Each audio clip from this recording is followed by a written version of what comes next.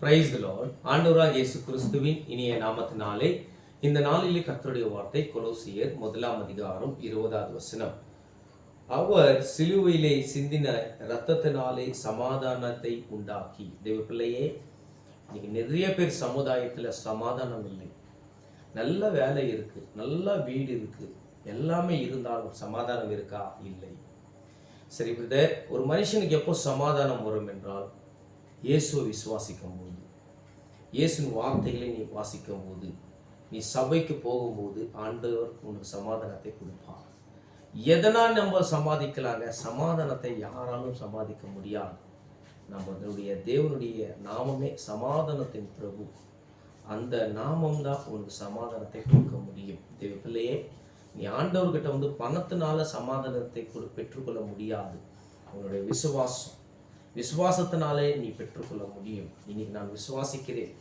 நீ எந்த நிலைமையில இருக்கலாம், குடும்பத்தில் சமாதானம் இல்லாத இருக்கலாம், வேலையில் சமாதானம் இல்லாத இருக்கலாம், சமுதாயத்தில் சமாதானம் இல்லாத, நான் எங்கே போனாலும் சமாதானம் இல்லாத ஒரு நிலைமையில் உங்கள் வாழ்க்கை இருக்கலாம். பரவாயில்லை.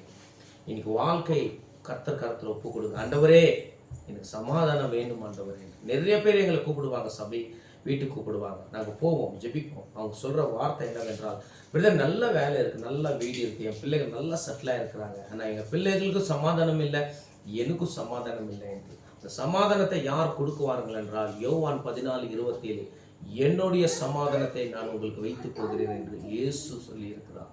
நீ இயேசுப்பாவை விசுவாசிக்கும் போது கண்டிப்பாக உனக்குள்ள சமாதானம் இருக்கும். நீங்கள் விசுவாசிங்க.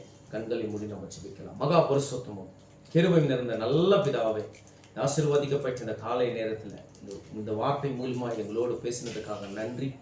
ஆன்லைனில் எந்த தேசத்தில் எந்த கிராமத்தில் இந்த வார்த்தைகள் கேட்டுக்கொண்டு இருக்கிறார்களோ, சமாதானம் இல்லாத குடும்பங்கள் வாழ்ந்து கொண்டு இருக்கிறது. ஆண்டவரே, வார்த்தை மூலியமாக உங்களோடு பேசி தேற்றுங்க, பலப்படுத்துங்க, சமாதானத்தோடு குடும்பங்களை நடத்துங்க. எல்லாவற்றும் கருத்தோடு ஒப்பு கொடுக்கிறேன்.